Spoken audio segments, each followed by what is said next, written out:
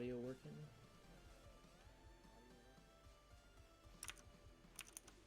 Seems like it is.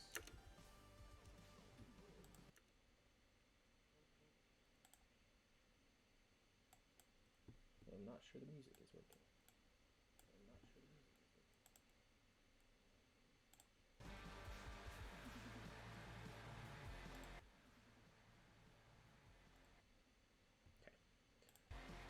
Music appears to be working.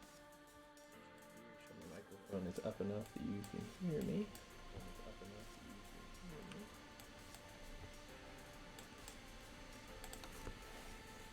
All right. I think that looks pretty good.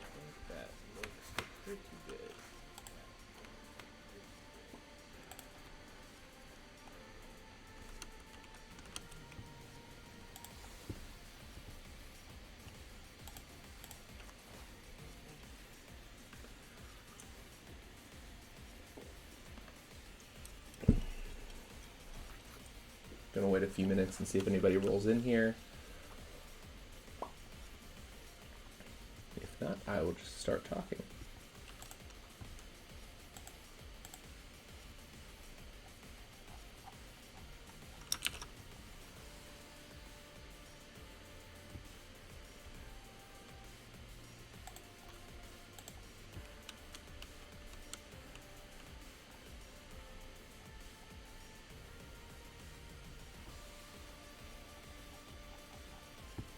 Hey, how's it going?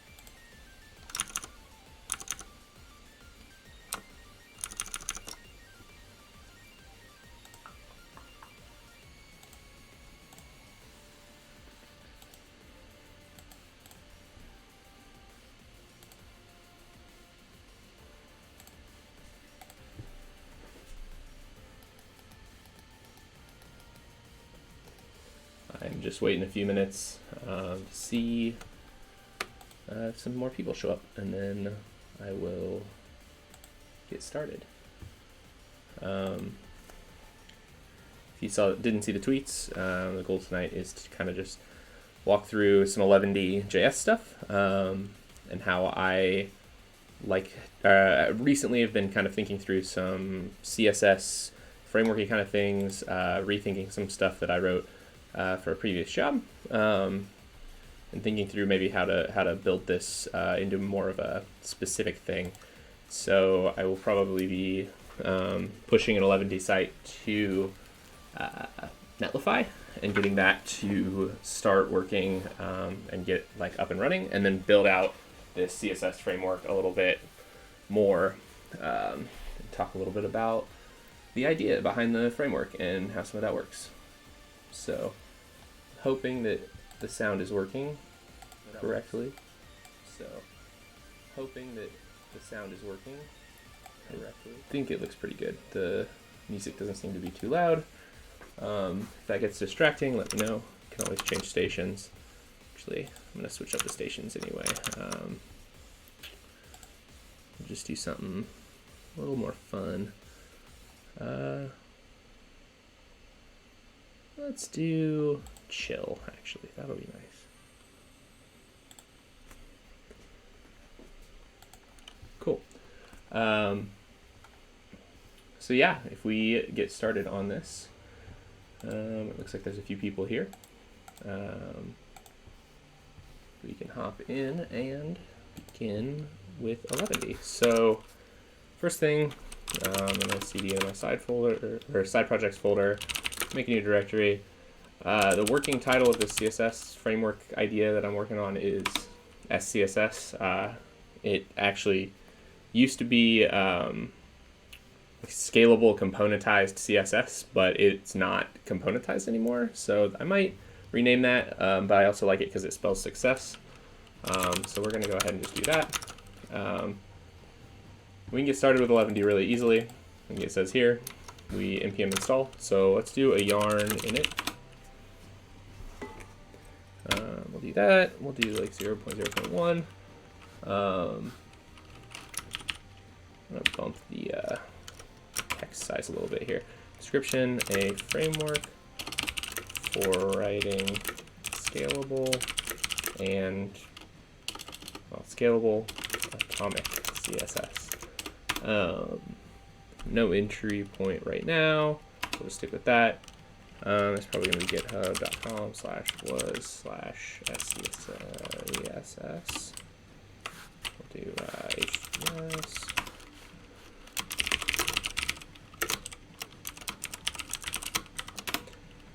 We'll get this going. It's not private.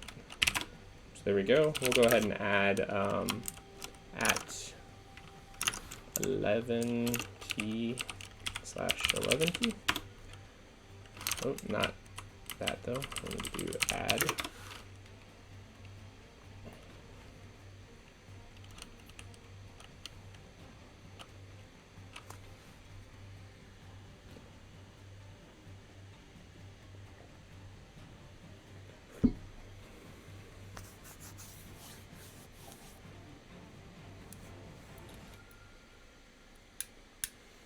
Let this finish installing. If you're in chat and you want to say hello, I will say hi back. It's like we don't have too many people, but thank you for joining. Once this is done, we'll keep moving in there. All right. So go ahead and edit that package JSON right now. Let's just add a real quick script.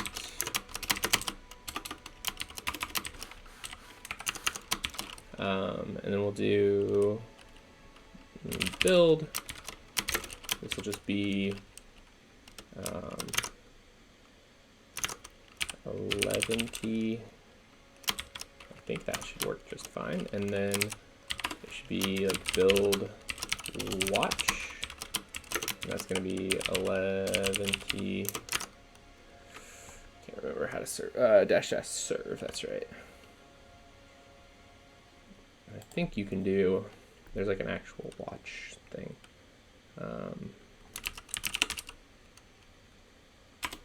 Okay, I guess it's just the serve. So -- serve. We'll start that. So if we add a readme.md, a framework for scalable atomic CSS.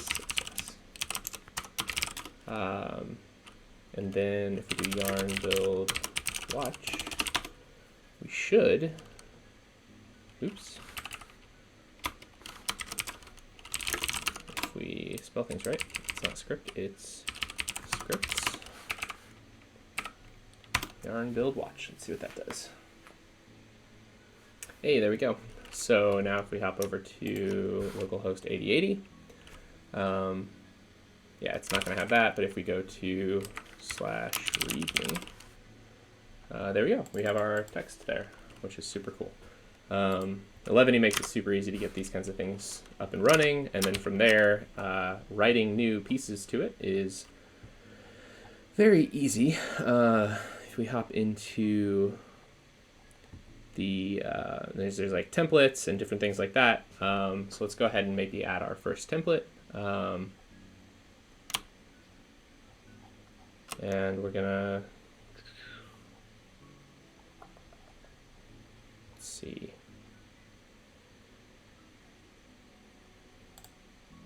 Keep moving on, I think. Don't need to worry about that too much. Got to figure out how to do the Eleventy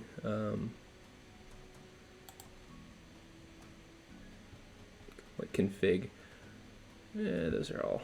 That's not really what I want. Configure your templates. Let's do. Well, actually, let's do layouts. That's what we need. Is layouts. So with this, we can add a new layout like this, or we can, we can use nunjucks. We can use a bunch of different things. There's a JS possible template. There's a bunch of different templating languages. I think I'll probably stick with nunjucks just because it's pretty straightforward and I know how to use it. So we'll use Markdown and nunjucks. That way we can kind of parse our templates together. So if we get started with that, we want to, so we'll need to,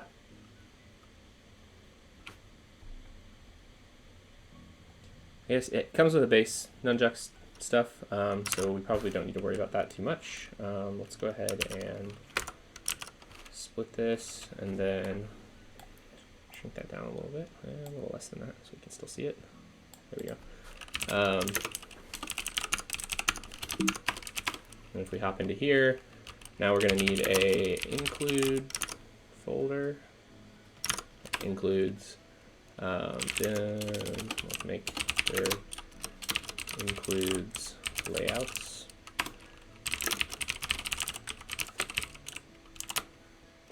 We'll do like default dot njk. Yeah. And that should give us the nunjucks file. From there, it should be pretty straightforward. I'm trying to look and see. You can add a lot of stuff with Eleventy, which is super nice. You can basically build it out on any template language or anything that you want to do. So let's just go back to layouts here. Yeah, so it's content, that's right. Okay, so let's just copy this into there. We'll just copy this, and that'll give us a basic, maybe it will, there we go, default layout. Pretty straightforward. If we save that, it'll reload. We can edit, well, let's add a new, this in an HTML tag there, next.html, and I think we can just do layout default h1 hey hi hello.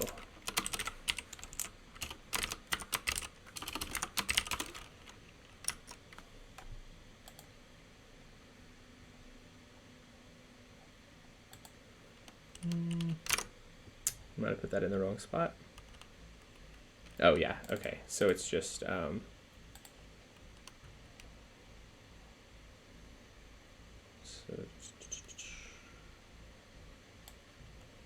okay, so we need to add some stuff to this.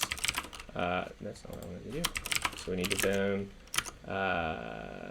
.eleventy.js. This is the file that really lets us get into Eleventy pretty heavily. Do a lot of good stuff. So let's go ahead and do that and see. We kill this and rerun. Let's see what happens. I'm still getting an error. Really? Ah.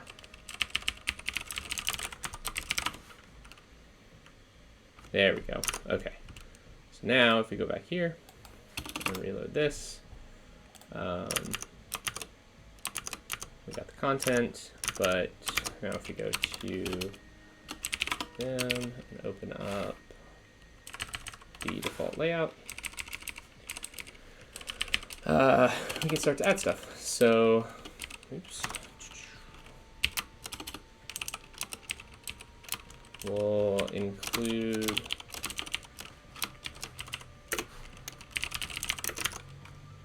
can't remember how Eleventy works exactly, or not Eleventy, but nunjucks works.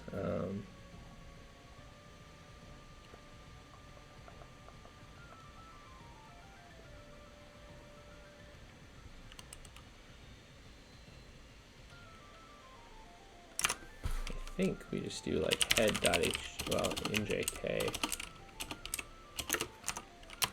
and then if we head.njk, that should end up with a we can do like a header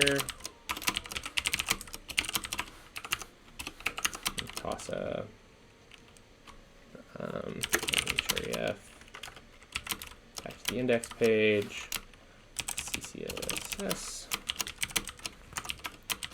nav,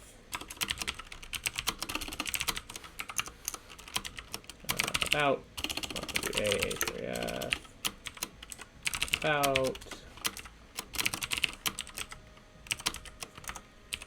I don't know that this is going to be multiple pages, but we'll set it up this way at least to begin with, just so we have some idea. Href, we'll do slash, docu, and then our docs, which will go to the documentation. That should be enough for now. Let's see, did we get a... that work? Did not work. Something was wrong. Names must be a string, undefined. Oh, that's because we need. Oh, well, first of all, move head to includes layouts, and we need to do them here. This is a string.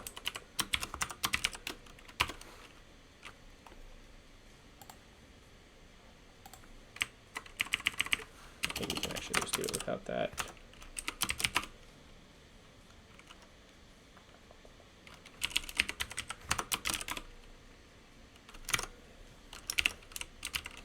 Never remembered unjux for some reason. So let's just look that up.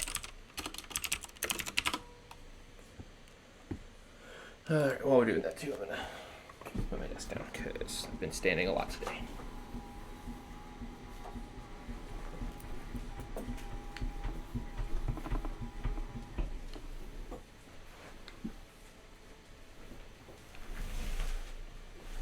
Alright. Look at the Unjux documentation a little bit, because I can't remember how this works.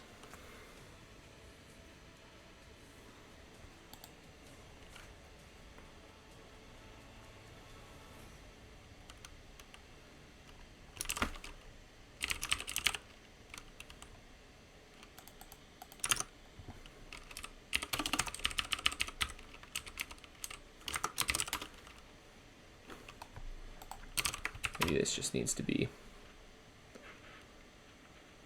Nope.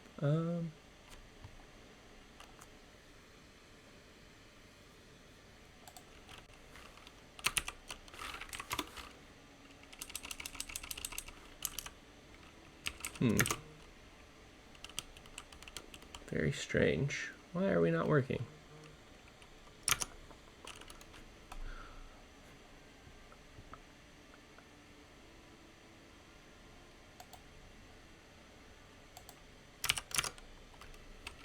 Assuming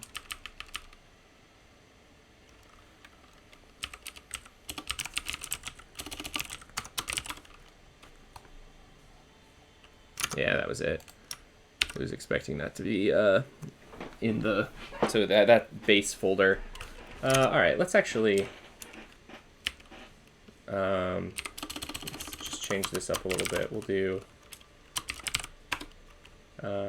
cd includes, and then we'll move everything that's in layouts to here, rmrf layouts, and then we'll edit our Eleventy file to not worry about that. I think that makes the most sense. And then if we reload, that should work. Cool. So we have the kind of the basics of that done.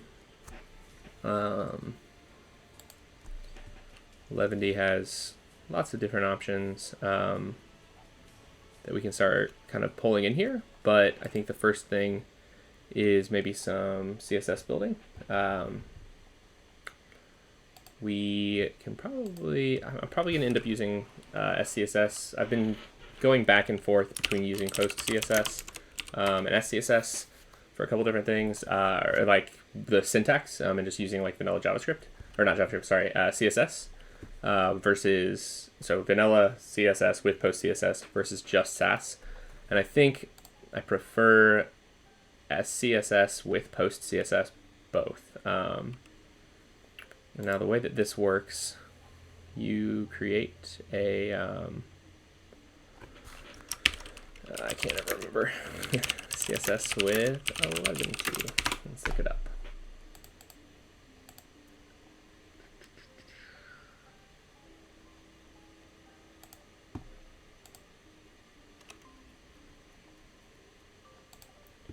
So let's see.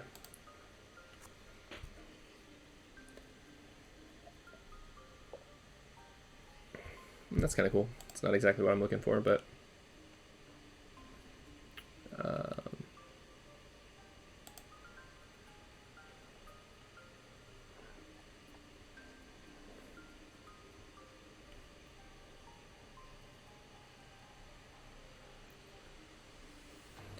yeah, that's not it either.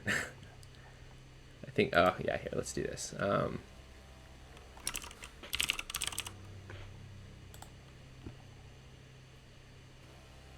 Cool. So I think in source we get maybe in site CSS. Yeah, this like styles.eleventy.js is important. I think Eleventy just loads these automatically. So in here, if we go into make dir source, let's also check out. There's a bunch of good stuff you can do with your Eleventy.js file. So if we hop into here, maybe. There we go. Okay, Eleventy.js.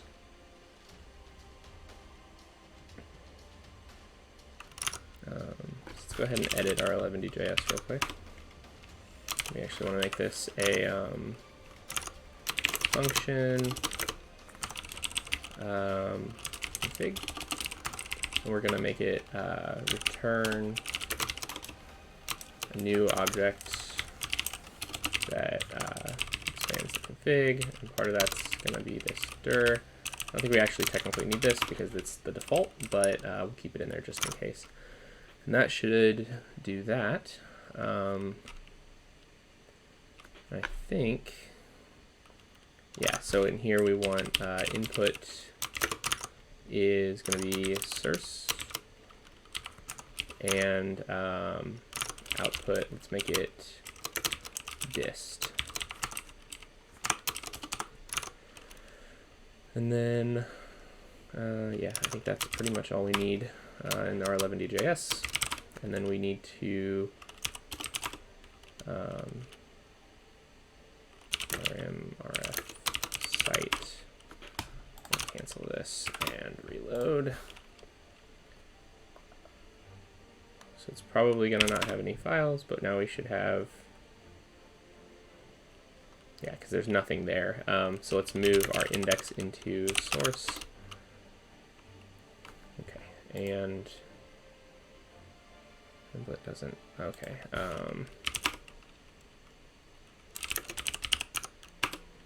Broke this a little bit, I believe.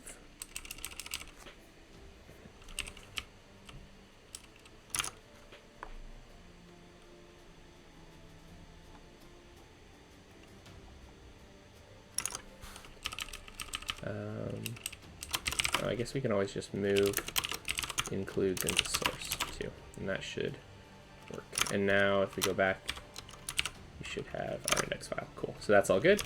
Now everything's contained in the source folder and will be outputted to the dist folder. Now we can do a make dir CSS. Now let's call styles. And in styles, we'll do style.eleventy.js. And in here, we're going to want to basically do a very similar thing here. Const fs equals require fs. This is just a node file that gets run, similar to like how a gulp file might get run. But it gets run when Eleventy is building as part of the Eleventy build step. And then yeah, we want post CSS, and we'll go ahead and install that as well. Yarn add post CSS.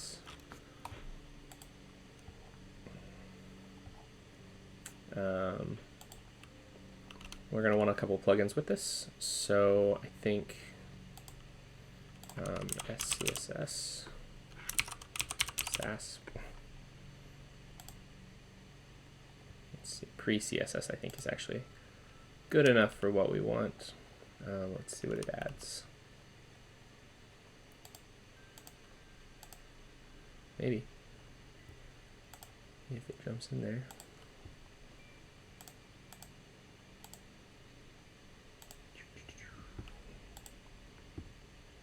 Yeah, use SAS-like markup in your CSS. Variables,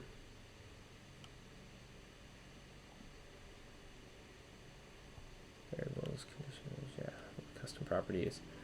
Yeah, this seems like probably the closest to what we want. So we'll add post-CSS, we'll add pre-CSS, and then let's see if there's any other plugins we want for post-CSS while we're at it.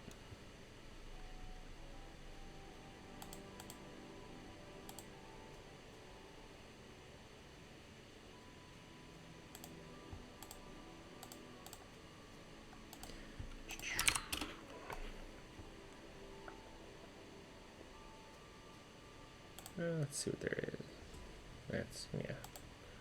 I think likely we don't need much else.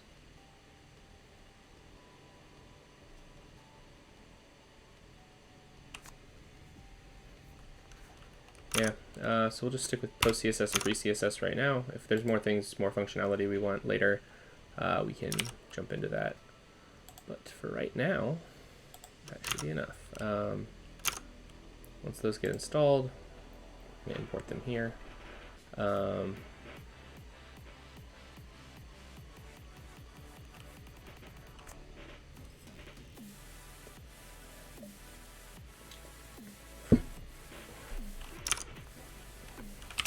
then we go into our source folder.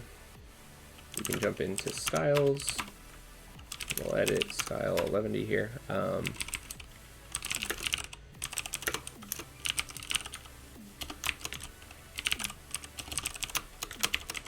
And that should give us the things we need. We're going to give this a file name, so we'll call this entry file. Let's just make it main.scss. See what we can do with that. And then you can see here, basically, this is a thing that gets exported. I don't think we have to do that. Let me GitHub. I have this implemented on another site of mine. So I want to take a look and see how I did it there. So CSS styles. Nope, looks like we do. Okay, so yeah, I guess it's just the render. Let's go ahead then, I guess, and just do module.exports equals class. If there's any questions in chat, I'm happy to answer them.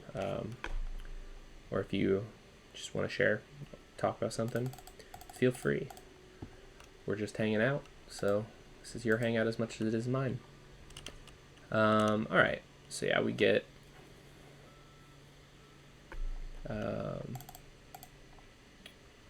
this information. This needs to be async. I think we can just do data.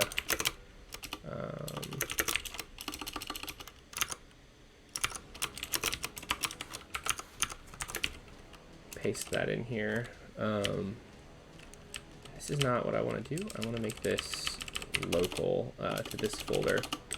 So we'll do /file name,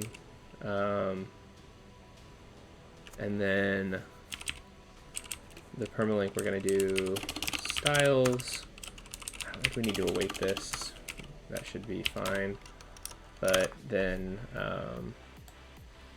we do want to await the post CSS. So async render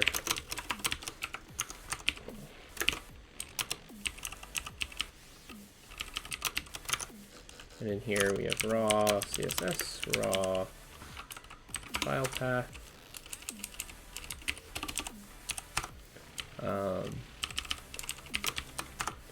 And I believe this is how everything in Eleventy works. That you just have like these data and render functions that take in some information and render them when they're supposed to.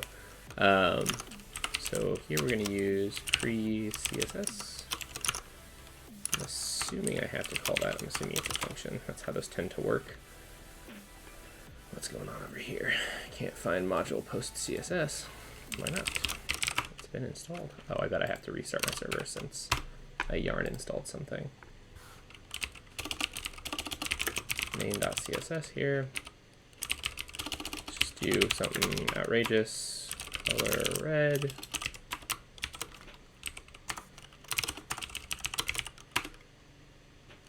And see what we get.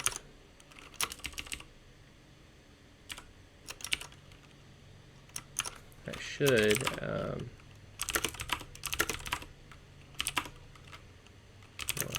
let's see what we get in. Okay, so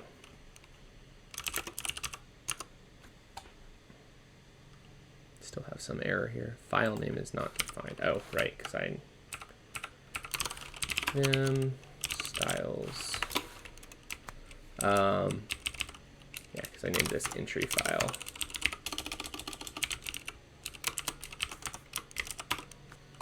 That should work. Oh, something else broke. Maybe. Let's just reload, see what happens.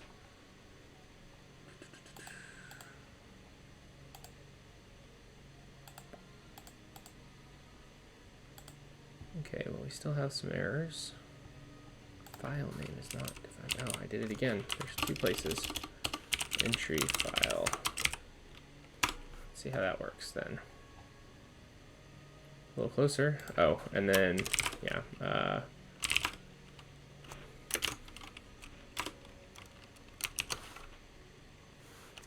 I named that file wrong. So I need to go to source, styles.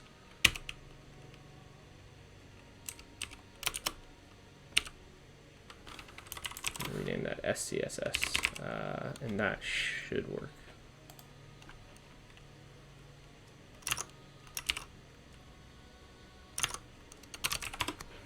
Try to reload it, see what happens.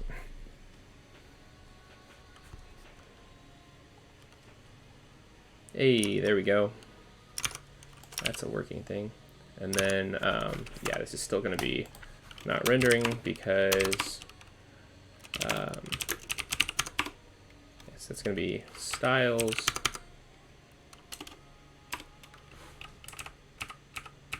I want this to be,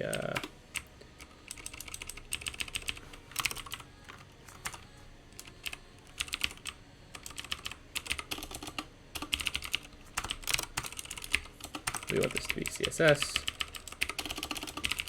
So let's do that. And then we edit default. We can add link rel, style sheet, href equals styles slash main.css.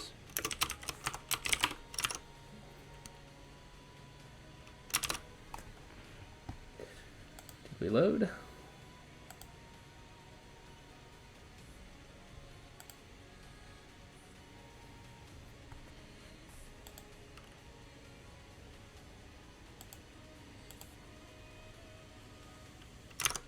Okay, so something seems to be wrong.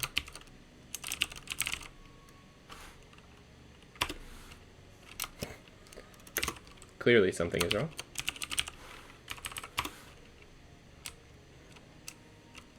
Oh wait, I think I'm missing a piece of this.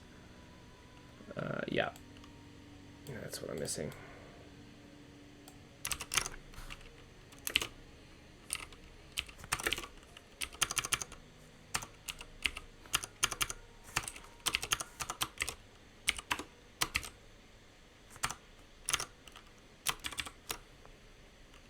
Hey, there we go, it's working.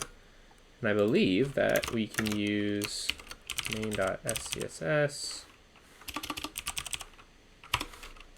We should be able to do things like h1 and color green. And that should work correctly, though it doesn't seem to have reloaded.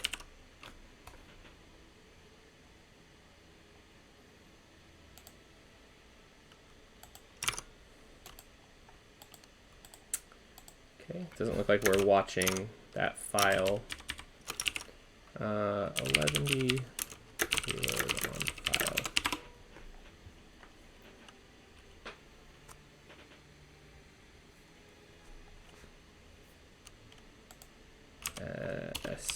CSS file change.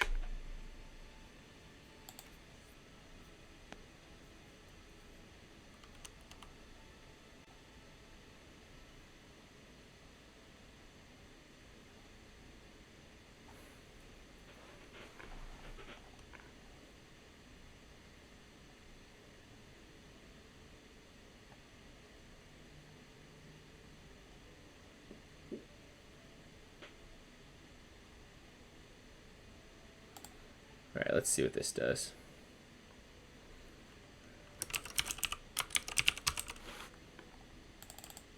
Cool, so that's what we needed. And then we'll go to the 11D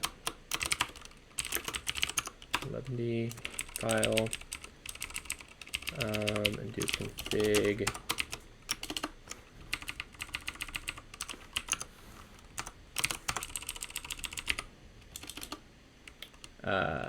source styles.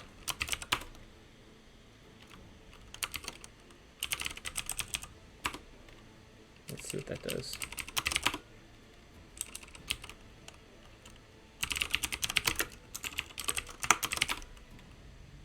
Man, it's not reloading.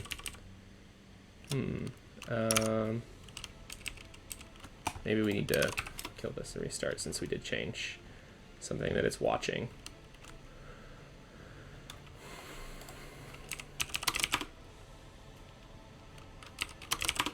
Hey, there we go. Now it's reloading. Cool. So now we have reloading working. Go ahead and jump into something else here. All right, so now that that's working, we can kind of start working on the site content and styles a little bit more. The big things I want to do are get the content that I have written from this open issue I have on an old branch from an old company, and kind of like work through some of the changes that I have to the original thoughts here, and write them out. But for now, I think we might just copy this code over, because I don't want to just like have a stream of me just writing Markdown mostly. So if we do cd source, we'll do a vim documentation.md. We'll paste that for now. I'll spend a little bit of time maybe cleaning this up.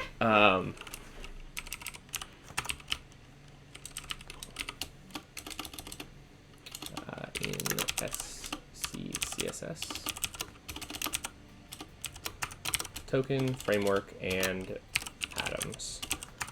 This has changed a little bit to be a little more atomic and a little less focused on the kind of framework aspect of things. The idea, in a nutshell, maybe we'll type that real quick so I can talk about this a little bit. Let's do it in a nutshell. SCCSS in a nutshell. So the idea here basically is that we have SCCSS is a framework for building scalable atomic CSS.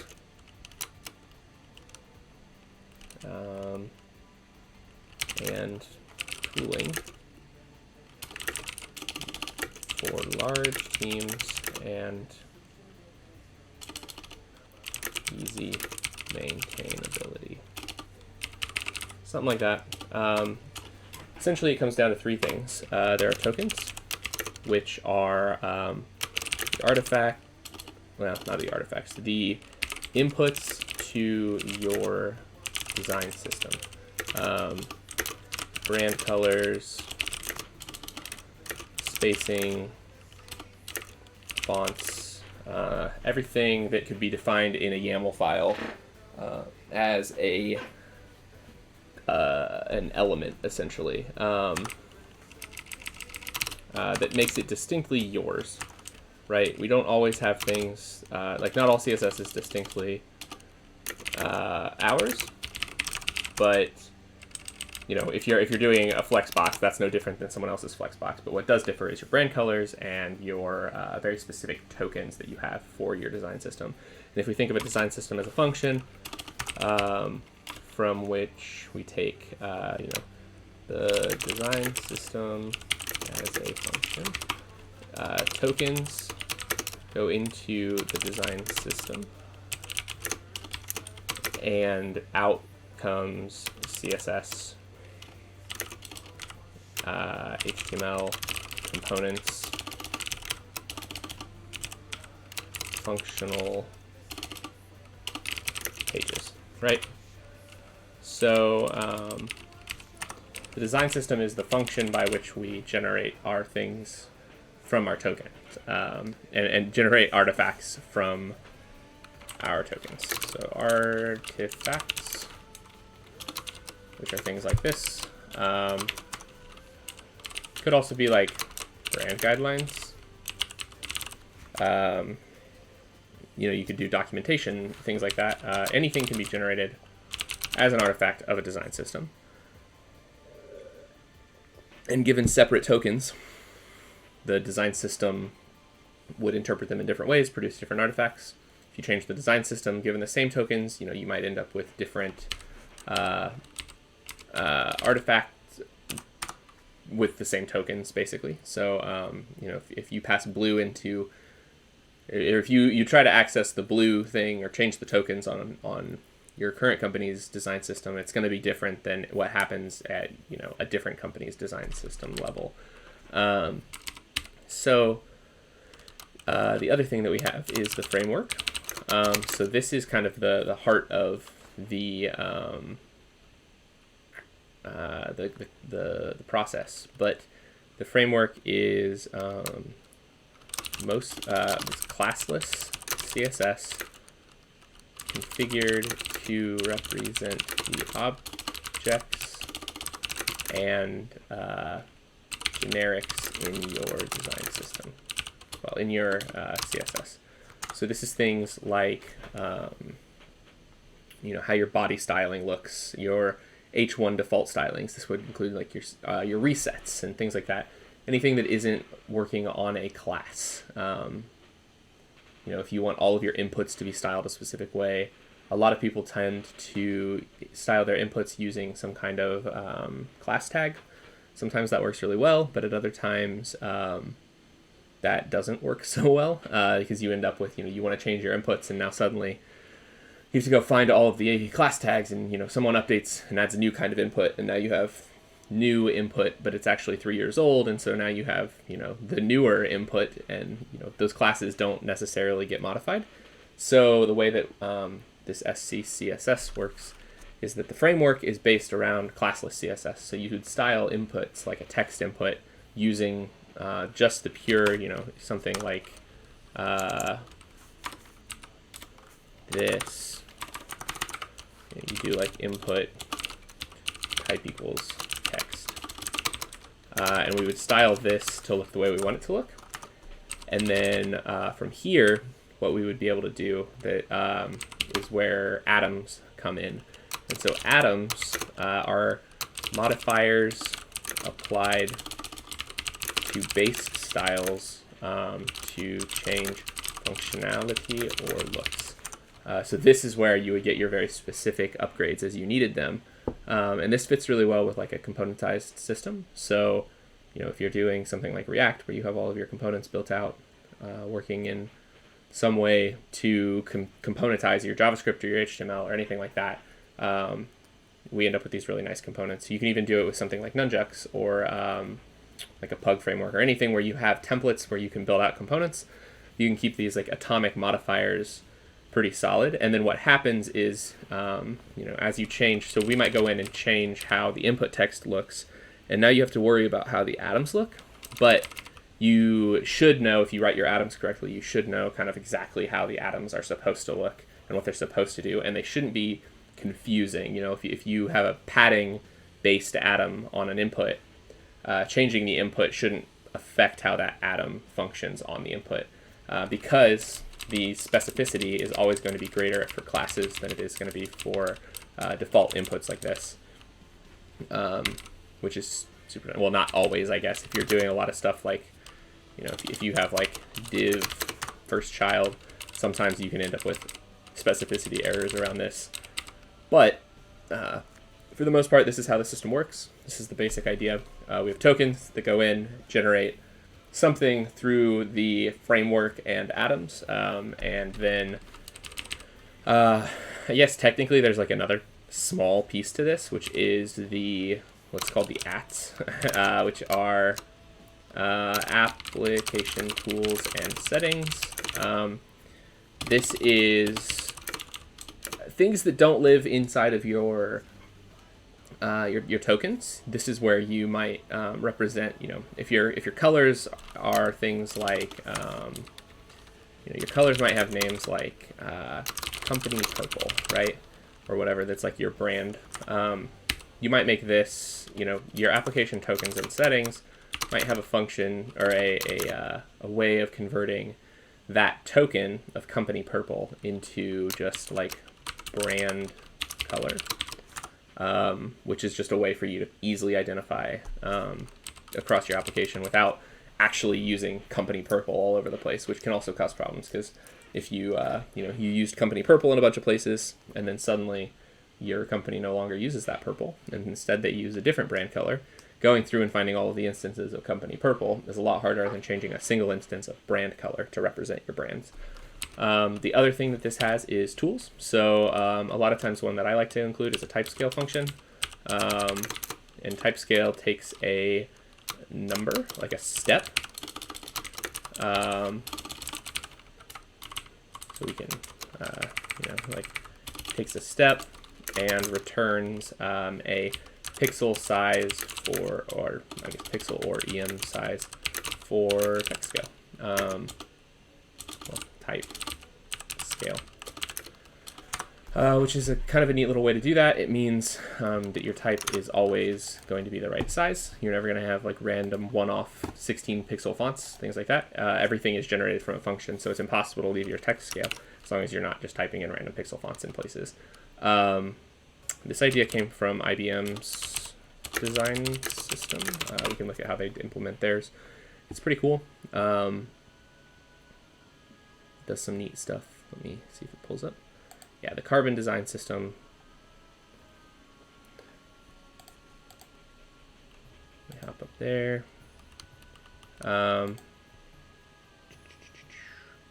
Components? Nope. Guidelines. Typography. So if we go to their typography, they use this scale that, as you can see, it's a formula, which is kind of cool. It means that you can quickly tweak things and everything across your application changes. So they basically have these REM counts with the pixel sizes. All of these font sizes are generated from this single function right here, which just does some step in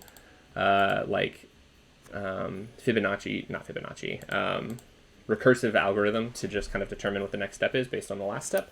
And it gets really large. You can get really nice sizing on your fonts all the way down to really small fonts, with the base being 12. But then you can also change your base, and that does some really neat things as well. So all of that long explanation of the code to say this is what SCSS is. we now should have a /documentation area. Oh, documentation. Yeah, that has all this in it. So I think this is going to be a fun thing to start styling with the documentation page. I think that can be kind of nice. So we can go ahead and open up main.scss. The general way that this is broken up, we would have some kind of ATS. Well, this is the ATS, the application tools and settings. We need some way of loading YAML as CSS variables. I think there might be YAML to SCSS. There might be an easy way to do this actually in here.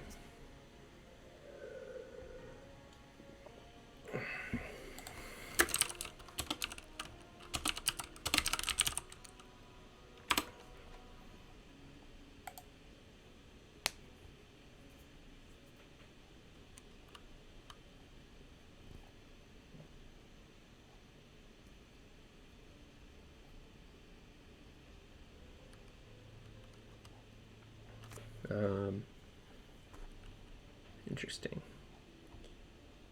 This looks good. However, I think we might try to do something just a little simpler. Node Yaml Parser and build a small one ourselves, just as part of this like Eleventy design system thing. Let's see. All right. So yeah, we got a YAML package here. This should make it pretty easy. We're gonna just do. So this is gonna have. I'm just gonna comment, and it's gonna be like an import tokens.scss. There's also gonna be like import tools.scss. We don't really need quotes around this. Yeah, we do. But we can just do this actually. And import settings.scss. Then we're going to have generics. This is everything that is just plain HTML changes to just things like resets, defaults, basic styling. And then we're going to have, so this is changing a little bit. After that, we used to have objects, but objects don't really fit the concept that I've been thinking of for changing this around. So instead of objects, we're going to have atoms, which are CSS classes, like composable.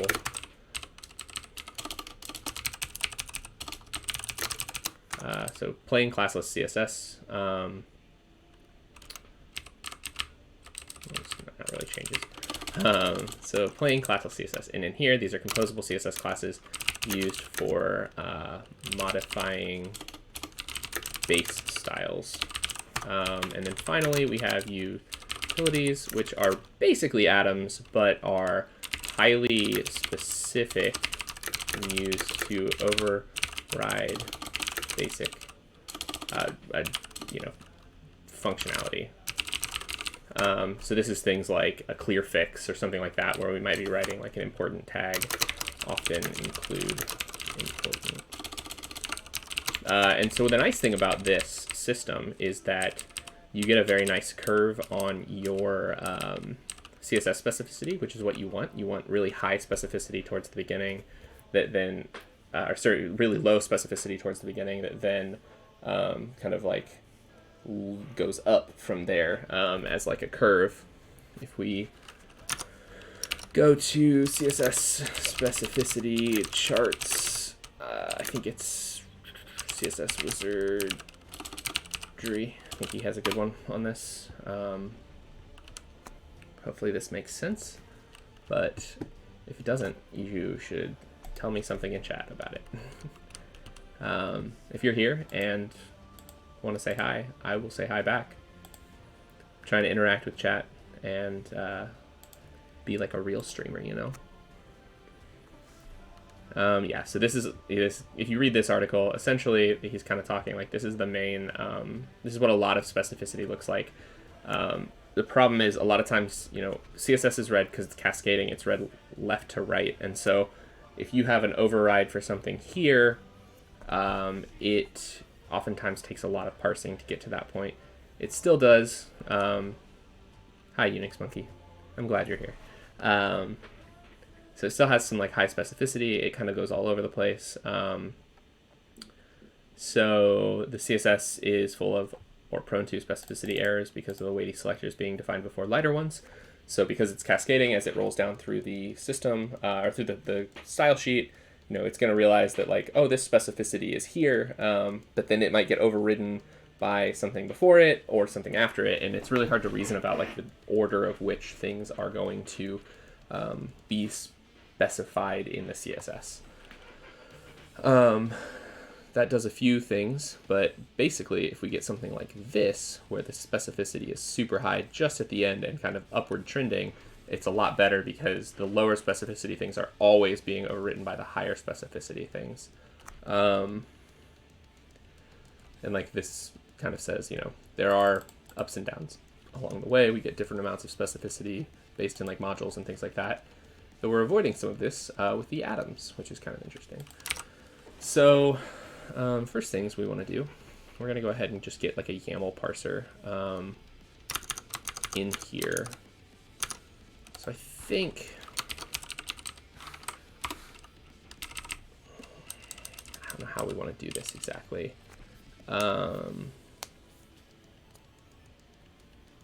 So we're going to process raw CSS. I got to think about how to do this exactly. I think we can just write a const YAML to variable function that's going to take in some YAML and return some SCSS variable functionality, basically. For now, we'll keep it like that. I think data, what we can do here, we'll add a tokens, and const tokens is going to be YAML to variable of what we'll call the token, and this is going to be the token file. And then we'll do fs read file sync token file. Oh, I guess actually we want to do something like this. Token file.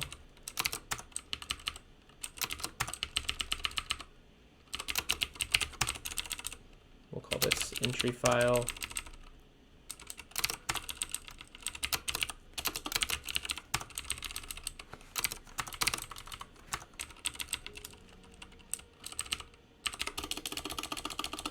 Raw token file path, and that should give us, if we log YAML, all right, so no file there, right? So fx, we will add in styles new tokens.yml. We'll open that up. We'll come back to that in a second, but that should raw file path. Where am I using that?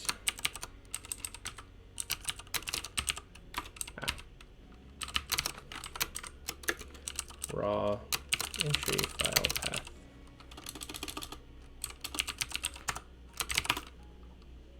Cool. And we need this to be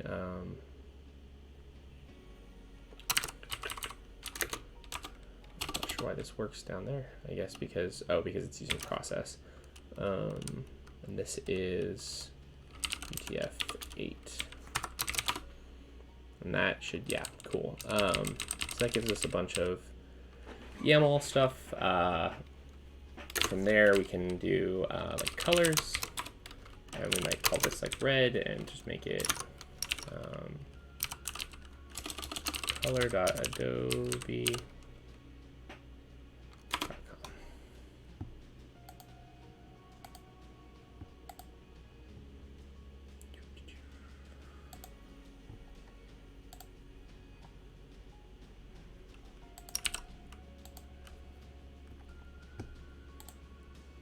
Cool. And I don't know, let's grab some interesting colors here. Let's make I like a nice yellow as the brand color, I think. Ooh, this site is laggy on Firefox, apparently.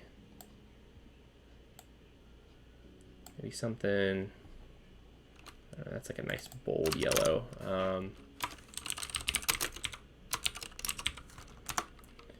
And we can make this as in-depth or heavy as we want, but for now, we're just gonna stick with basic colors. You know, you might have multiple variations and things like that.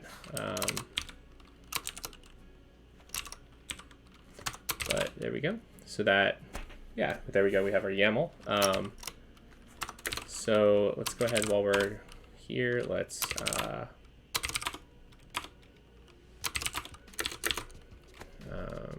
split this and go maybe. Computer's chugging a little bit here.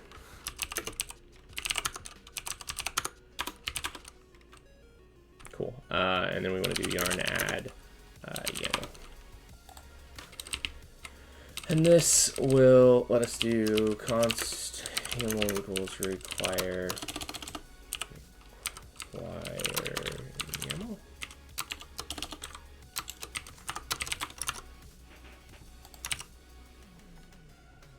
Ooh, my bitrate is falling a lot.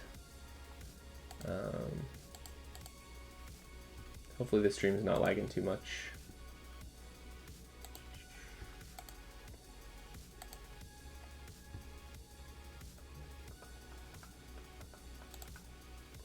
Let's see if anything. Let's if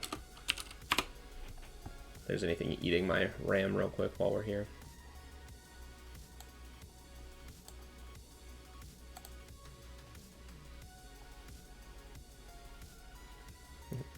Mostly just Firefox. All right, no worries.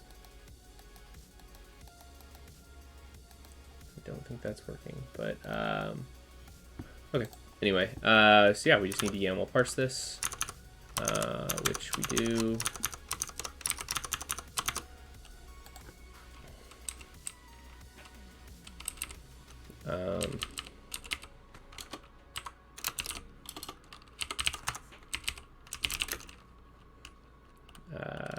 Tokens, we'll do YAML.parse YAML file.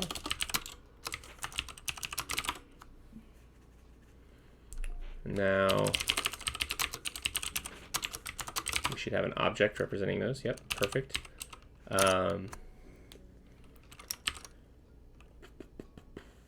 Basically, we want to return this as YAML to SCSS variables. Let's see if we get anything with that.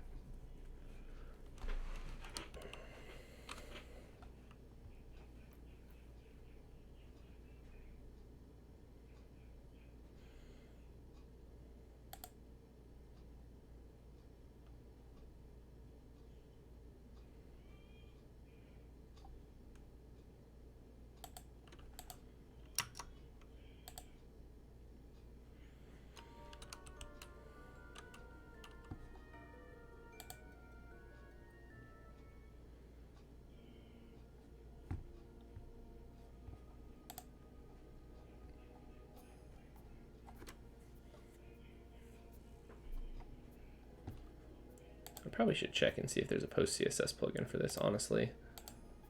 Because that would be the easiest thing to do.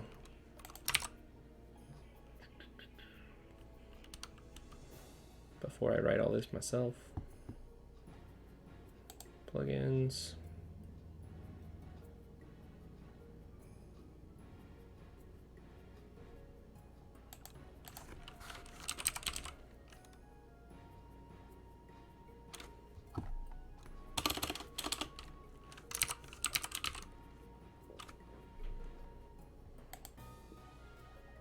My internet is chugging.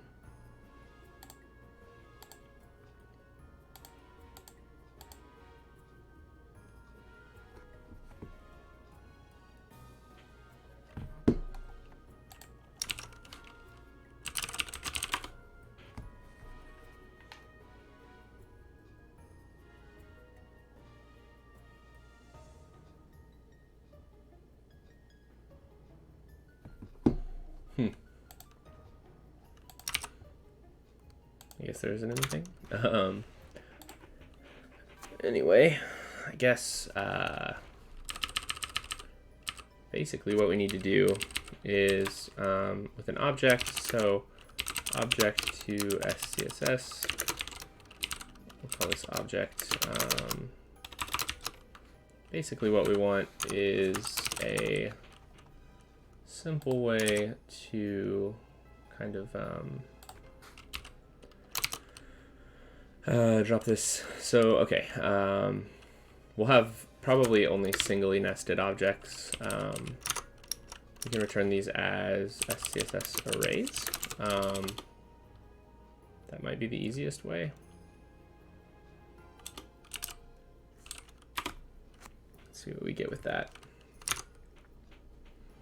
So we have this token. We want to basically take this and make it into some outputable text array. So yeah, I guess lists. And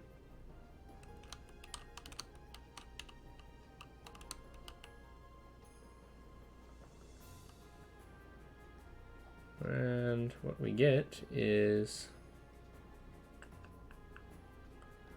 yeah, so something like this. But we want like a doubly, like an array of tuples almost.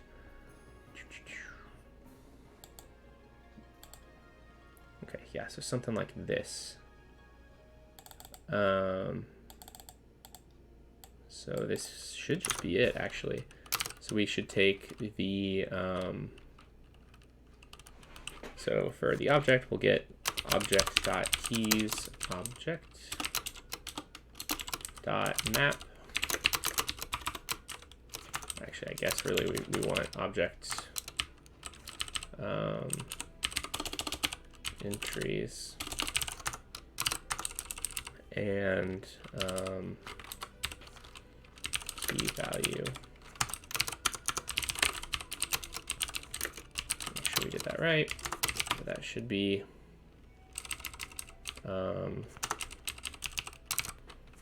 oops. Object to CSS tokens. Okay, so yeah, there's the object and the keys. So what we want to return basically is some kind of, so we'll have const let output SCSS, which is a string.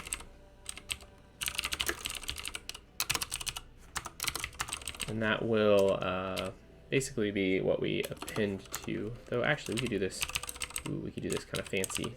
And instead of using a map, we can use a reduce.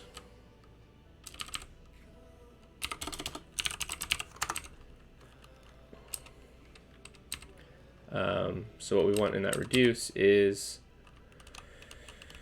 some kind of, actually, you know what we should do? We should make this,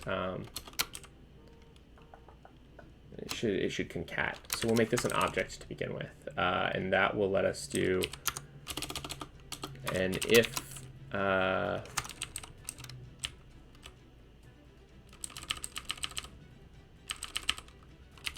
ACC. So we'll have an accumulator, if accumulator key.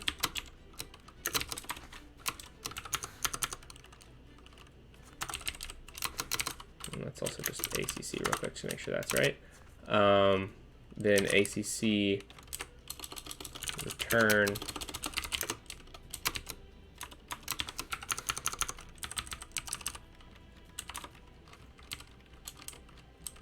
key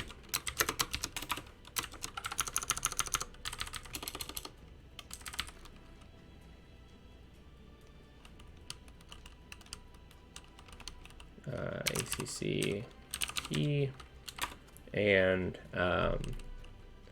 value dot map. No, that's not exactly what we want. This to be a string, I think.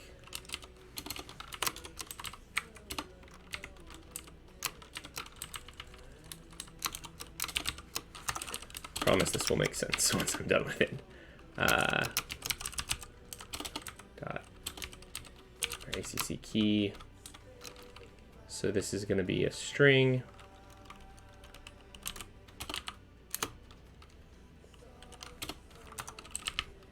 And then we're going to map each of the values. Well, so object dot entries value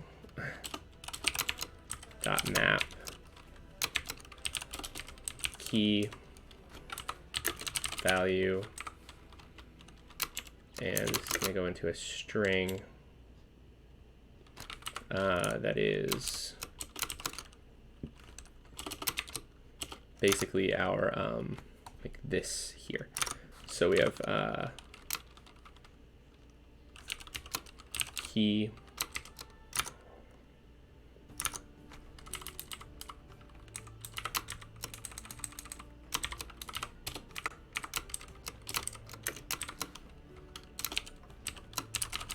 value, I think, something like that.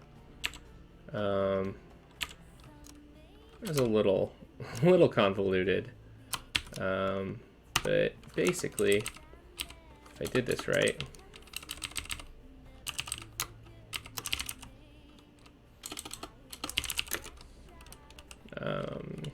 this is going to be like CSS. Well, we'll just call it closer for now.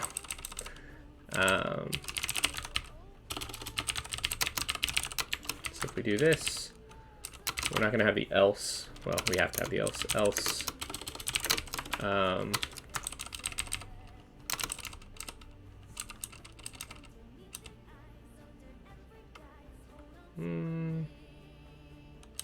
Actually, we don't need this. That's getting more complicated than we need it to be. Instead, we can just do or string, empty string, since those are there. I'm not sure how that's going to turn out exactly, but yeah, so it's a little closer.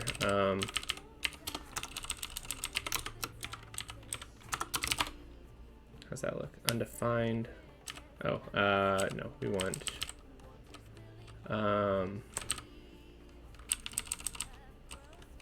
ACC key plus comma. We'll ternary this. Okay, so that was a little convoluted, but essentially what we now ended up with is this SAS style array. What we then need to do is at the end of this closer dot, well, again, just another object dot entries. We might be able to clean this up a bit, but it doesn't matter too much. It only runs when Eleventy builds at the very beginning, so it's not like this is getting run every time someone visits the site. It's okay if it's a little messy. But basically we need to map key value again. Same deal, just continuing this on to do, so we need a slash, and then we need key, and then paren value,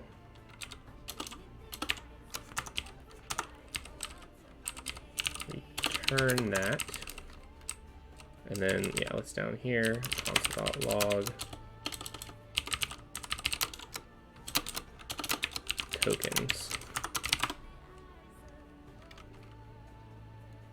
Cool. So we ended up with an array there of these lines, which we just then need to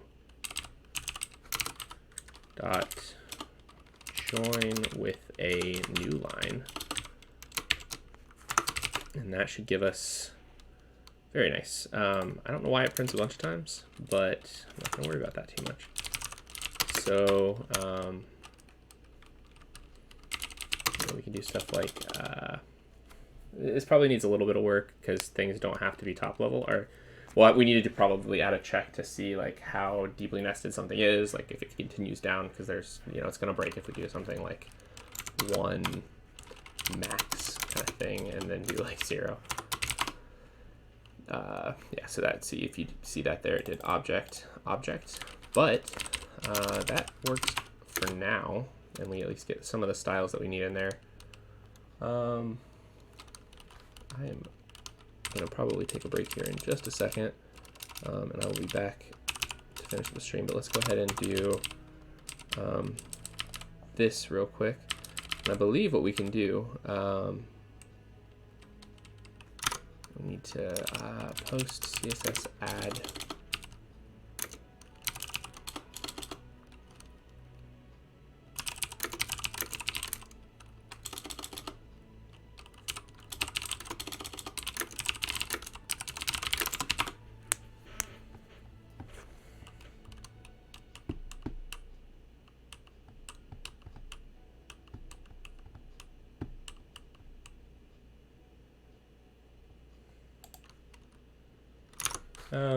Actually, let's just see. I don't know what happens if we chain multiple processes. But I feel like that might be our best bet. Tokens, something like that. And then if I do like a body color red, what do we get?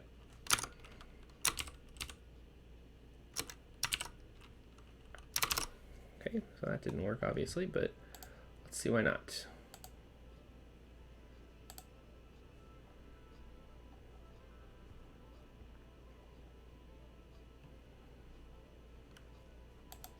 Oh, because this doesn't have a layout. That's why not. I don't know if that's the only reason why not, but that's at least one reason. Layout default.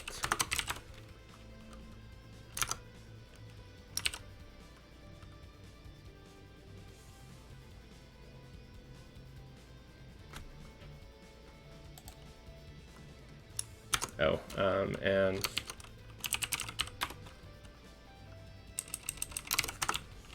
I realized this when I was writing it and then completely forgot. It's not going to work that way because it doesn't have a slash on it.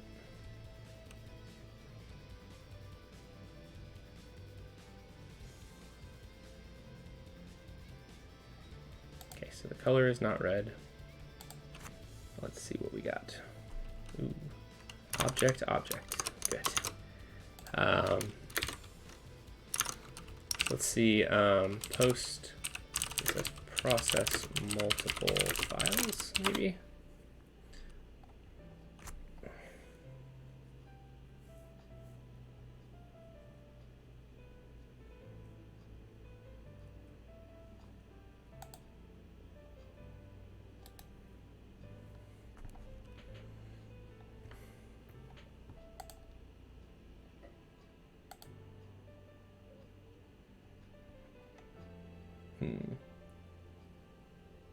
Looks like my stream might be dying a little bit. I'm not sure what it looks like on y'all's end. Let me pull files, maybe.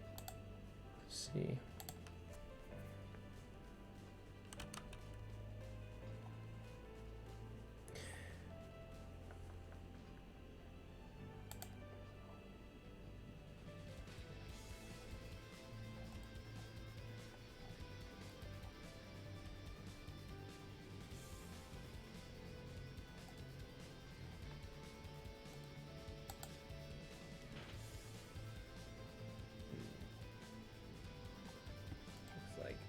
Might be dying a little bit. I'm not sure what it looks like on y'all's end.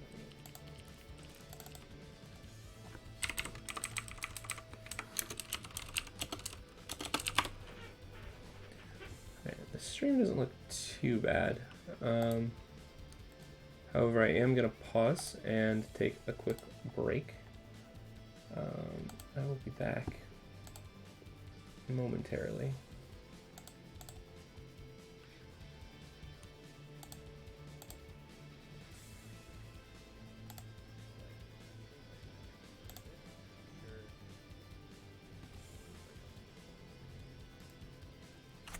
All right. Okay, I think that's all I need to do. I will be back in just a few. Okay, this stream doesn't look too bad. However, I am going to pause and take a quick break. I will be back momentarily.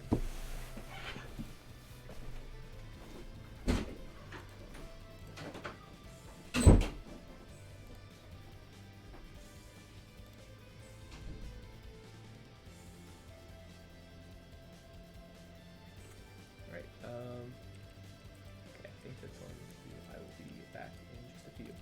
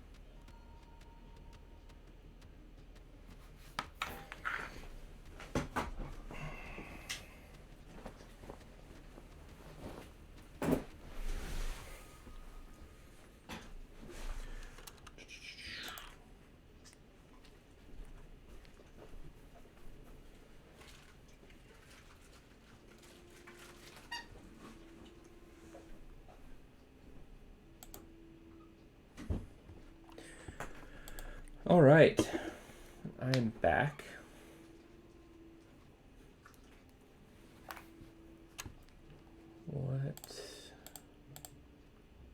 Let's make sure that this comes back up. Ooh, looks like there's a few people here. So glad people joined for me taking a break. But I have a knockoff White Claw for White Claw Wednesday, which is exciting. And I will be drinking that. Make sure my stream comes back up here correctly. Oh, there we go. I'm very good at this live streaming thing. All right. Clearly. Didn't turn this video back on. That should be good.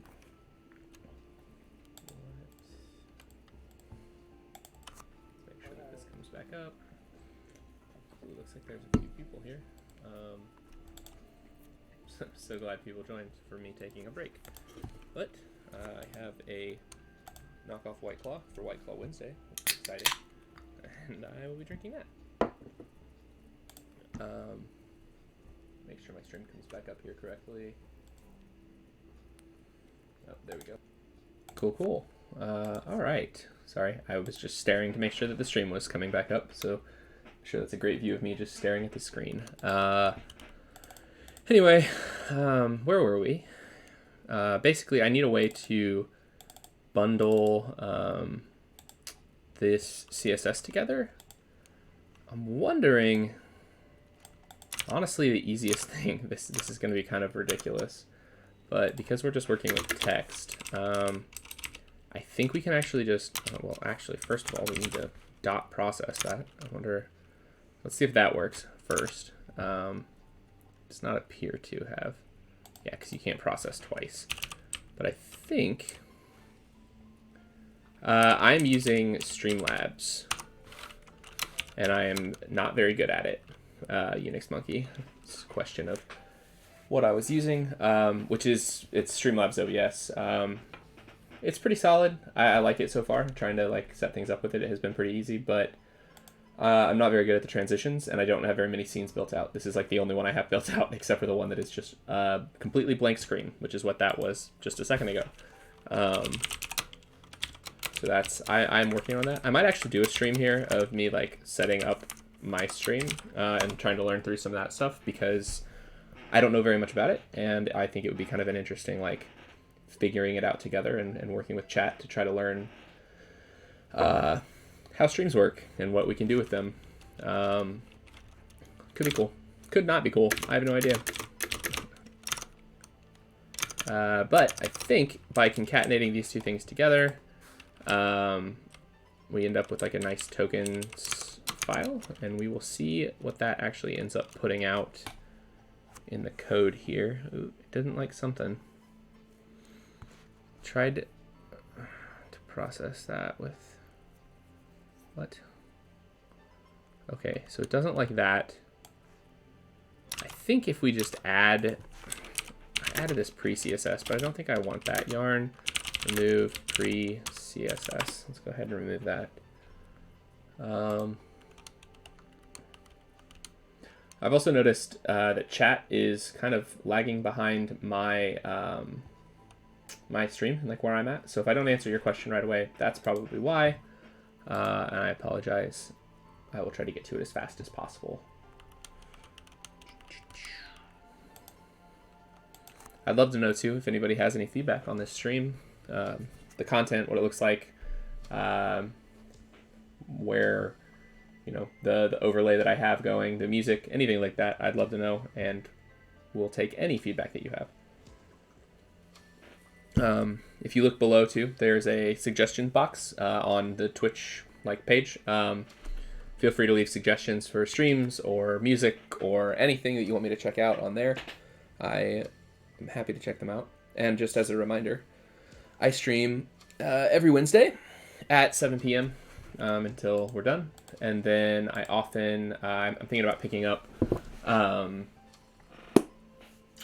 Saturday at noon as well, and doing 2 streams a week, just to really, you know, improve the visibility of my streaming persona. All right, what is going on? Okay, yeah, so we were switching away from pre-CSS to do yarn add post CSS SCSS. Let's do that instead. I think it'll be nicer. It'll just let us process this as SCSS instead. Let's see what that does. It's gonna be mad because it's not installed yet.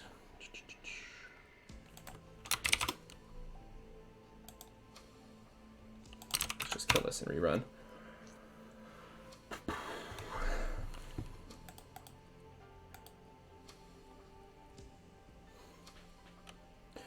And I should actually put a thing up for this. Let me see if I can add an overlay while we're rebuilding here. Well, hold on. This doesn't seem to be working. SCSS is not a function. Why is it not a function? Post CSS SCSS. I wanted to see if I could add a small overlay here with follower goal. Yeah, that should be pretty easy to do. Add source.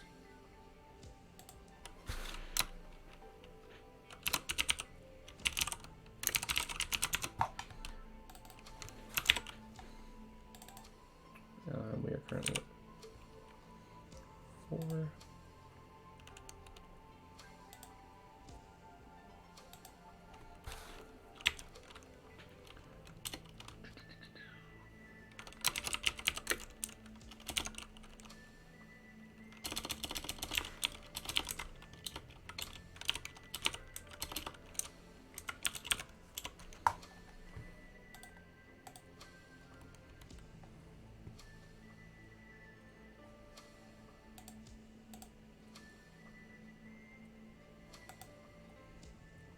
This is super fun, but I'm just real quickly updating my feed. I want to add a follower goal in here.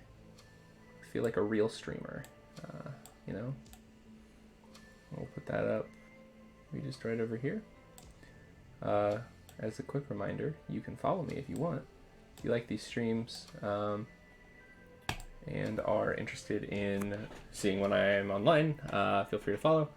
If you don't want to follow, that is perfectly fine too. But I think I'm going to make these definitely like a regular thing. I want to keep doing them. I started them because of the whole quarantine and all that stuff, but I think they have been really fun. I've really been enjoying doing them. So I definitely want to keep moving forward with that. And yeah, all that kind of good stuff. All right, so let's see. We got this. Syntax, post CSS. Oh, actually, okay, so we can just add, could just add that. I don't know if that's what I want to do, though.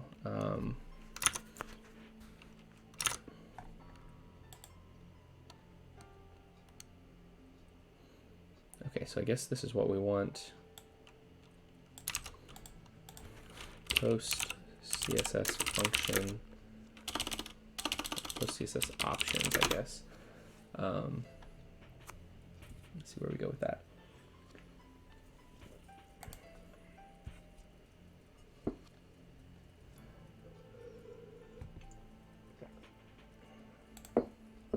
I also have lemonade. I'm got a lot of drinks here.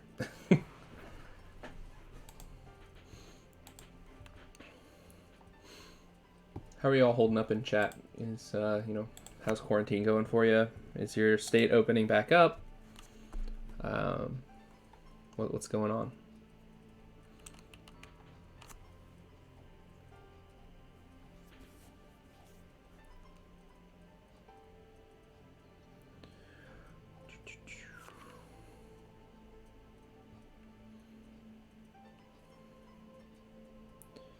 Okay, I really want to do, yeah, okay. This is kind of what I was looking for. Process CSS from to, okay, that's kind of what I want right there.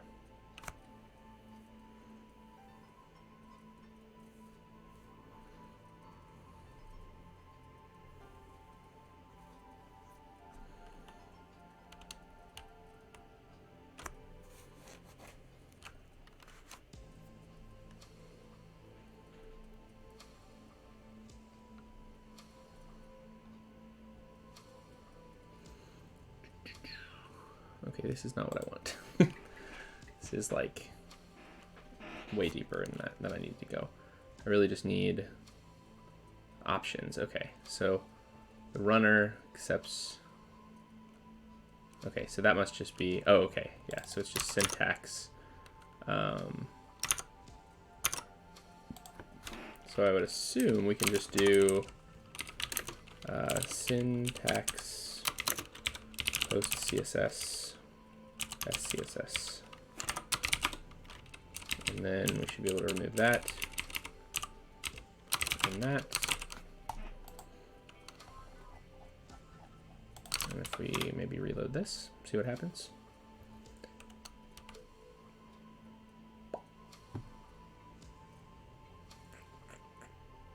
Nope. Cannot read property parse of undefined.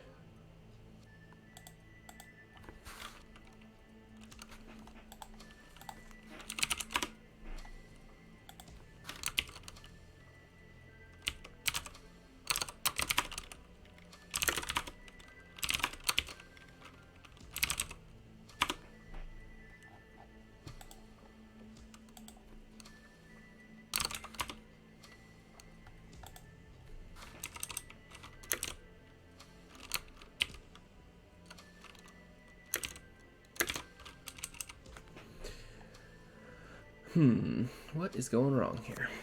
Got some errors. Can't read property parse with undefined. Still, that's the same error.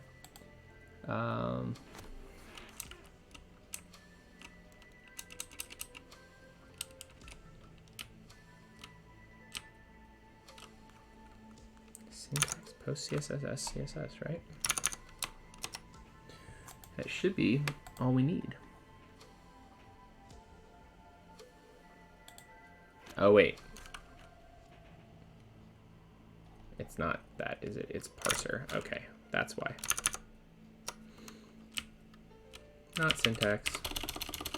Parser. Let's see what that gets us. Still an error. Parser is not a function. Okay, so I'm guessing we have to SCSS const SCSS equals require post CSS SCSS and see what that does.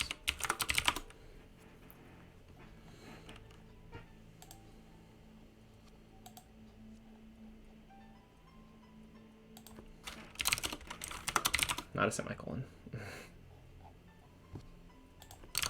Let's reload. What do we get now? Hey, there we go. No errors. Let's see if that loaded some CSS for us. I think the color should be red if it works. I'm not sure that it is going to. Doesn't look like it. Oh well, we got something, at least. It doesn't seem to have worked correctly.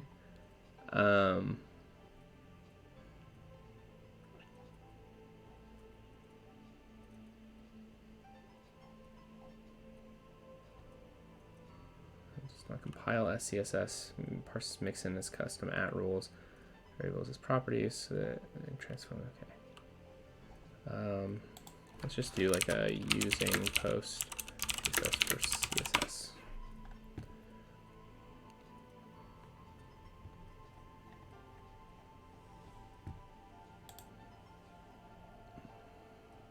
That's not what I want. Clicked right on the thing that we were already on.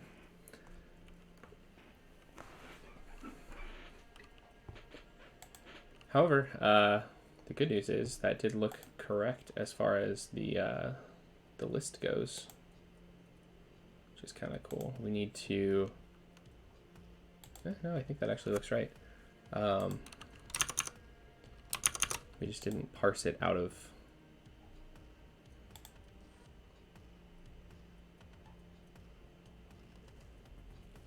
Away from SCSS and into CSS for some reason.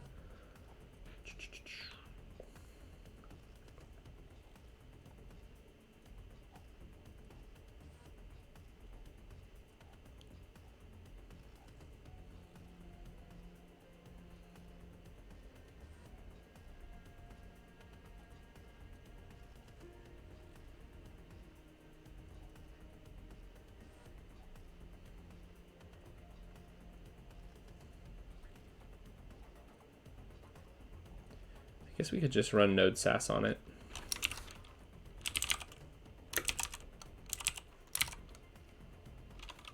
Node sass with post CSS maybe? See what that does.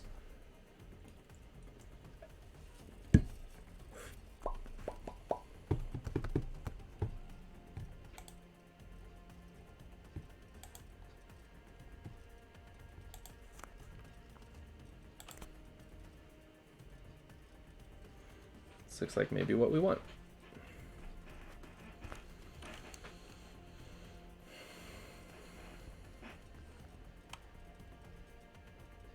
Okay, cool. Yeah, awesome. So this is pretty much exactly what we need.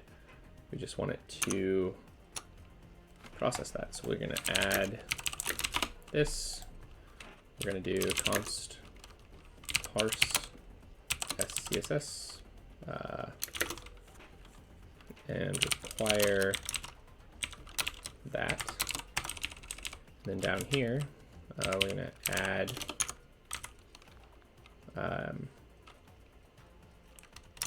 can't remember how you do this.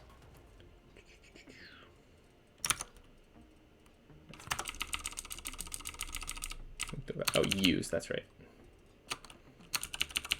I know post CSS has a way of doing this, like all within the arguments, but I do like the use statements because it's very functional looking. I just think it looks nicer. So we want to just do parse sass. Doesn't look like that's a function exactly. So, oh, no semicolon. What's the problem now? Oh, maybe nothing. It just needs to reload because there's an error. All right. I feel like we're getting closer.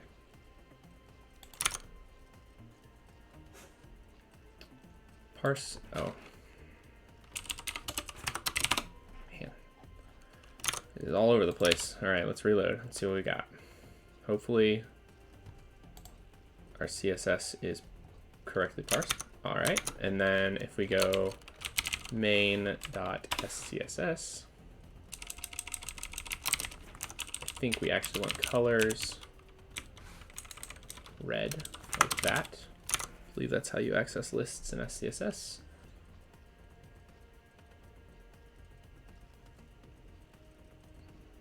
Okay, still doesn't seem to have worked. Doesn't look like we have everything before that is not working. Interesting.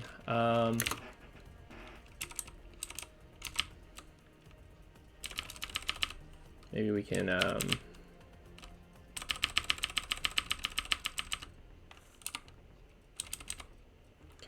okay, come on, Vim.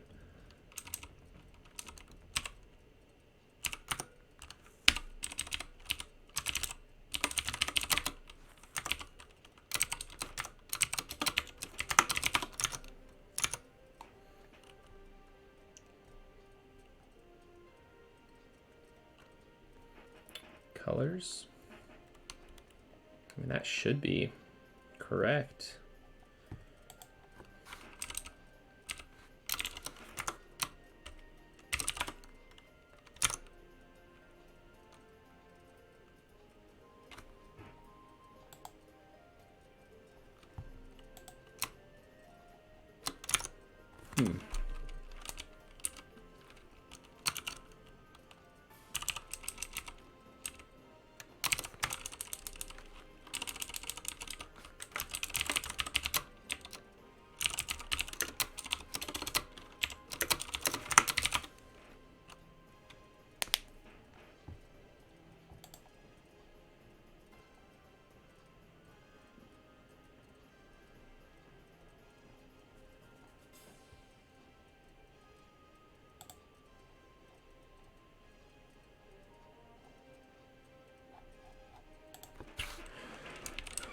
I'm not sure why that's not working.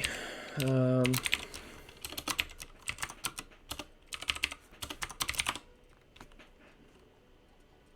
doubt that that is it. No, that does not appear to have helped.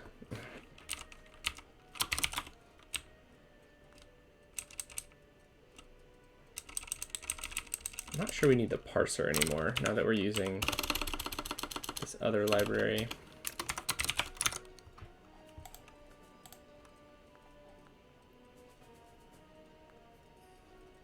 We definitely need to call this though.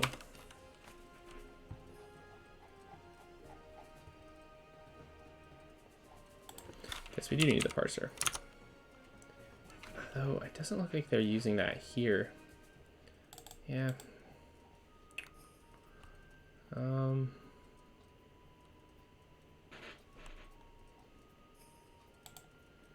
Let's see if there's any issues, maybe real quick.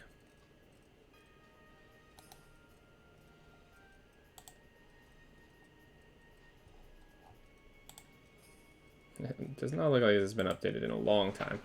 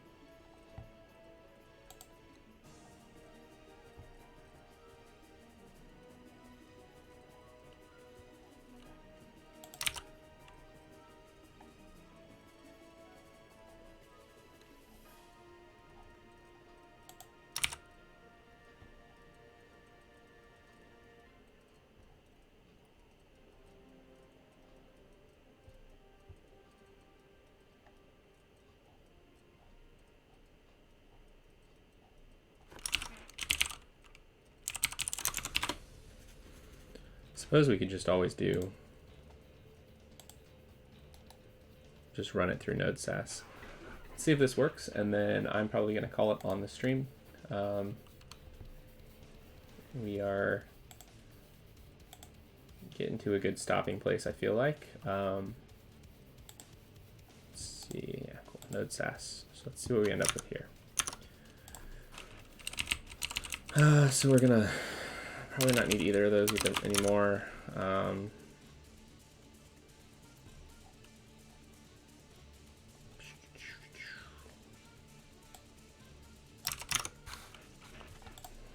We don't need them on here either, but we do need to add node sass.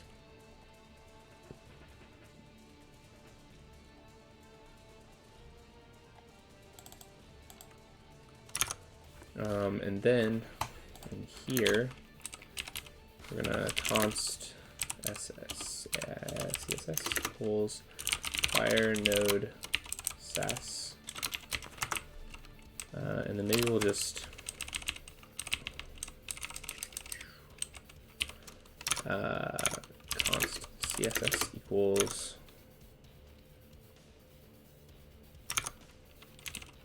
CSS data, and that's this tokens raw CSS.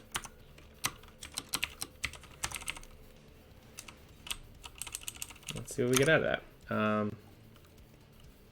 Looks like code.render.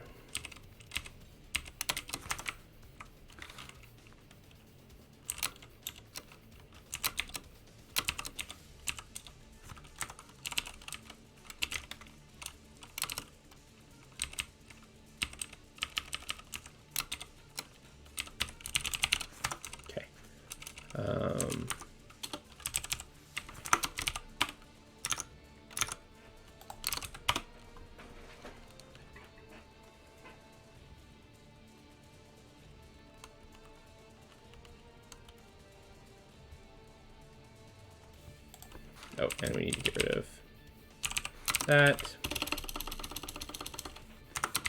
and that. Now we still have a bug. Not read property to string of undefined.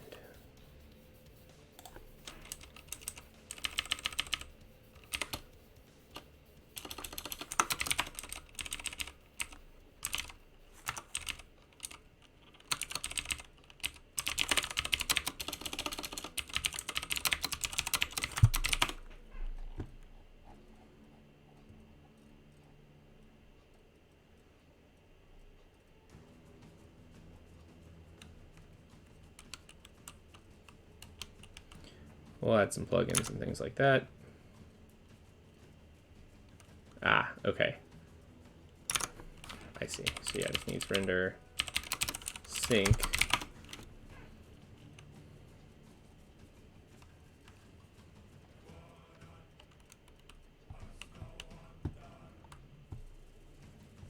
Invalid CSS at rule.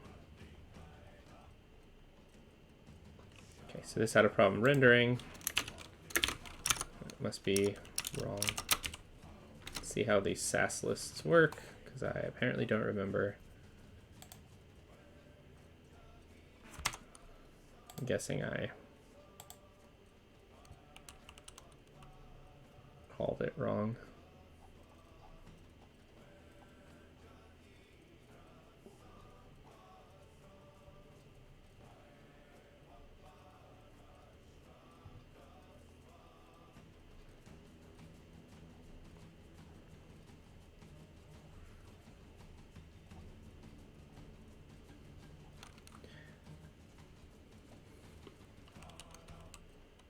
No, maps, I guess, not lists, maybe.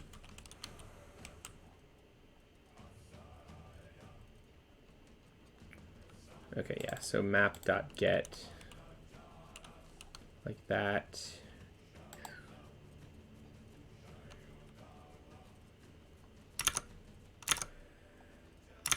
It's kind of annoying, but essentially I think that means we can do map.get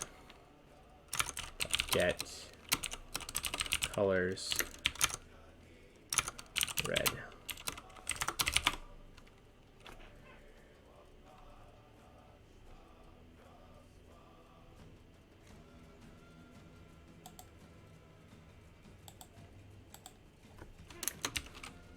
And I think this is working, at least somewhat. It's not outputting correctly, but I think we're getting colors.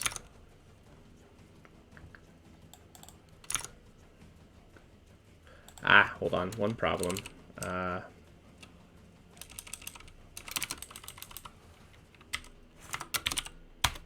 Probably need that on the end of a lot of them. That might help. That might have been some of our issue before too.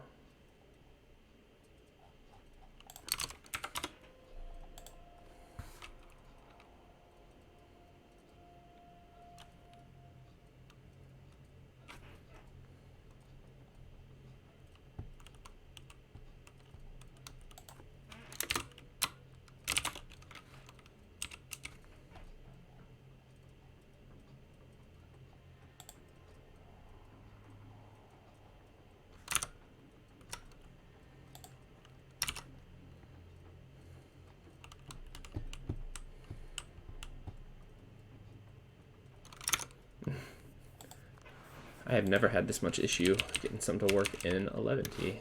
Oh, I bet it's... Yeah.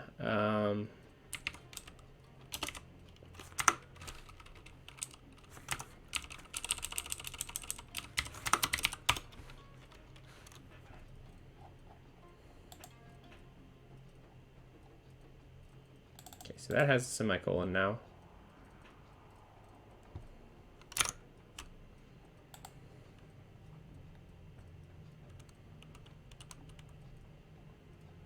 Oh, it's this at debug, isn't it?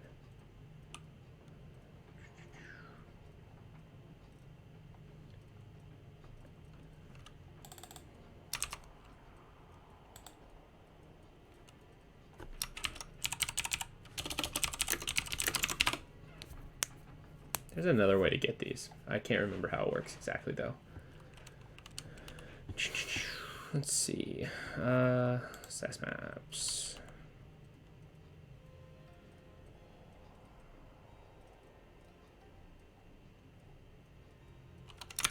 Map-get, that's right. It's not a dot. SAS documentation is pretty horrible at times. Okay. So what did we get out?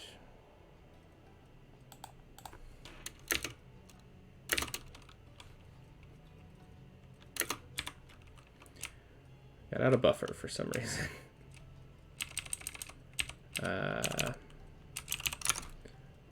So SCSS here, we need to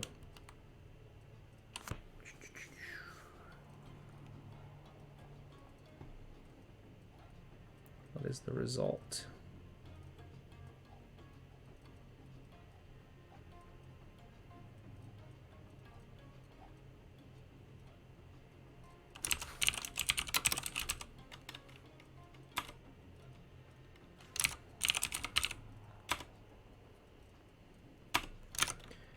Maybe we just do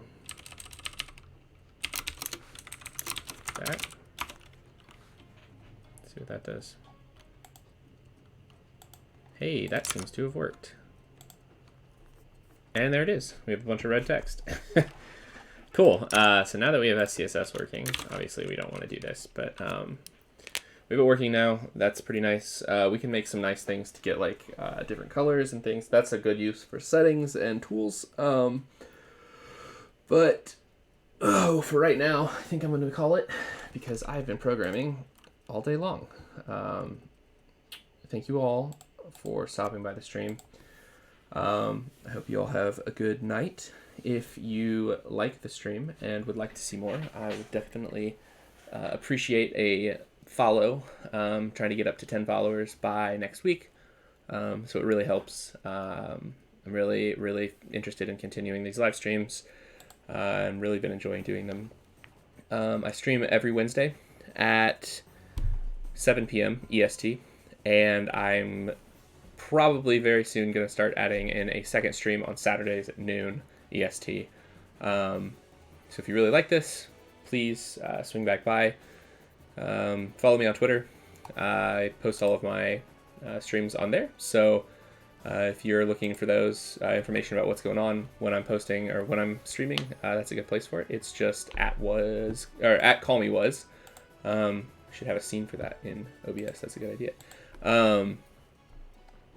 But yeah, I think next time on probably Saturday, but if not Saturday, next Wednesday, we're going to continue this. We're going to actually start building out some of the CSS, getting things to a good workable state where this starts to look really nice on this page, and we have something